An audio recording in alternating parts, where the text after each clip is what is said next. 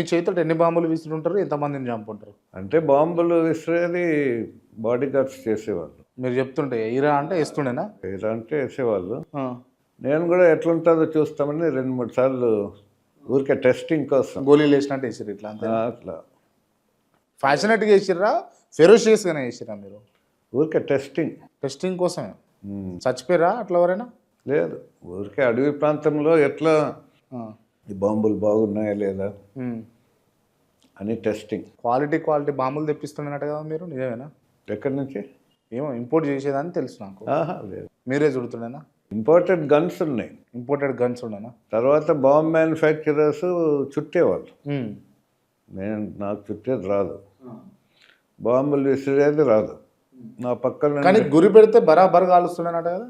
అది చిన్నప్పటి నుంచి ఒక ఫ్యాన్సీ.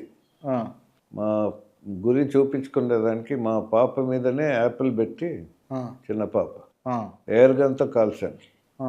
అది ఎవరు ఫెయిల్ అవ్వలే? ఏం కాదు. టార్గెట్ యాపిల్ తగిలింది. అంటే డైరెక్ట్ టార్గెట్ కొట్టింది.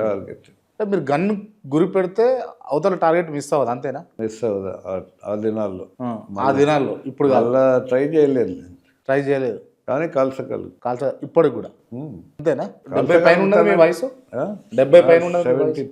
72 ఉన్నారు ఇప్పుడు. అంటే నాకు ఇంకా కూడా కొంత ఆశ్చర్యాన్ని గురి చేసేటటువంటి అంశము, ఇబ్బంది కలిగించేటటువంటి అంశం ఏంటి అని అంటే, మీరు బాంబుల శివారెడ్డిని చంపాలని తిరిగినటువంటి వ్యక్తి మీరు.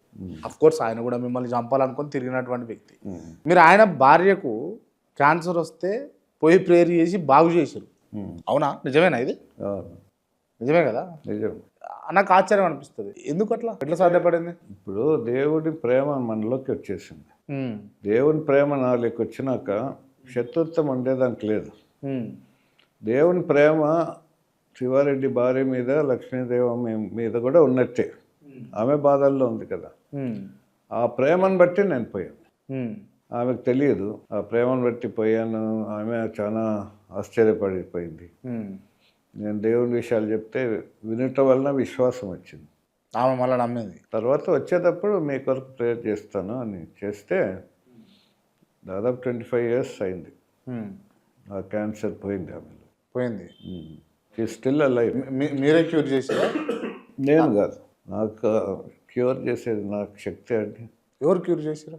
దేవుడే. కానీ మీరు ప్రేయర్ చేసి నా ప్రార్థన ఆలకించాడు. అంటే మీ ప్రేయర్ చేసినందుకు తను క్యూర్ అయింది, అంతేనా? అంటే ఆ శక్తి మీకు ఉందా? అది ప్రార్థన శక్తి అంటారు. ఉందా అంటే ఉంటుందా? పాసిబిలిటీ? అది కూడా దేవుడు ఇచ్చిందే కదా. అంటే ఒకే జన్మలా మీరు కొంతమందిని చంపగలిగిర్రు, కొంతమందిని చనిపోయే వాళ్ళను చంపాలనుకున్న వాళ్ళ కుటుంబాలకు చెందినటువంటి వ్యక్తులను బతికించారు కదా. సాధ్యపడుతుందా ఇదంతా? సాధ్యపడింది. మీకు సాధ్యపడింది, మీకు మాత్రమే. దేవుడు ఏమన్నాడంటే, నాకు అసాధ్యమైంది ఏదన్నా ఉందే అన్నాడు. దేవునికి అసాధ్యమైంది ఏం లేదు. మనం ప్రార్థన చేసుకుంటే శక్తివంతమైన కార్యములు జరుగుతాయి. ఈరోజు కూడా ఇంటర్వ్యూకి వస్తున్నా కదా, మీరు అడిగే క్వశ్చన్స్ నాకు వేరే విన్నాను. తర్వాత దాదాపు 2 గంటల టైంలో నేను లేచి ప్రార్థన చేసుకున్నాను. ఎందుకంటే మీరు అడిగే క్వశ్చన్స్కు జవాబు ఇవ్వాలంటే నాకు శక్తి కావాలి కదా, దేవుని శక్తి కావాలి కదా. అందుకని ప్రార్థన చేసినాను. మళ్ళా తెల్లారుజామున ప్రార్థన చేశాను. ప్రార్థన పూర్వకంగా వచ్చినాను దేవుడు. కానీ నాకు మళ్ళా ఆశ్చర్యం అనిపిస్తుంది, ఎవరిని చంపాలనుకుంటే వాళ్ళను ఎంతమందిని పిలిస్తే అంతమంది వచ్చేటటువంటి మైకల్ బాబు నా ఇంటర్వ్యూ రావడం కోసం 2 గంటలు ప్రేయర్ చేసుకుని వచ్చాను. ఎందుకు ప్రేయర్ చేశానంటే దేవుని శక్తి కావాలి.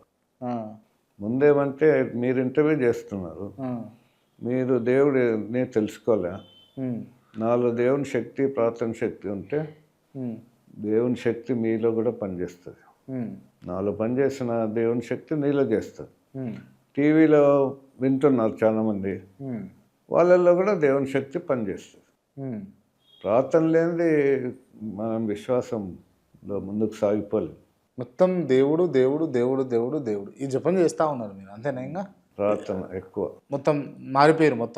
నేను స్టార్టింగ్లో దేవుడిని నమ్మాక, దేవుడు దర్శించాక కొండల్లోకి పోయి ప్రార్థనలు చేసుకోవడం మొదలుపెట్టాను. కొండలలోకి అడవి జంతువులు వచ్చాయి, పాములు వచ్చాయి, ఉమ్, చాలా పోరాటం జరిగింది. ఉమ్, ప్రార్థన వదలలేదు. ఆ కొండల్లోనే ప్రార్థన నేర్చుకున్నాను. ఉమ్, నేర్చుకోవడం అంటే ప్రార్థన ఆత్మ దేవుడిచ్చాడు. ఉమ్, నేనై నేర్చుకోలేను కదా ప్రార్థన. ఉమ్, దేవుని ఆత్మ నన్ను నడిపించి ఉమ్, ప్రార్థన నేర్పించి అది ఒక స్ట్రాంగ్ ఫౌండేషన్గా ఈరోజు 72 years వస్తున్నా కూడా ప్రార్థన అనేది వదలలేదు.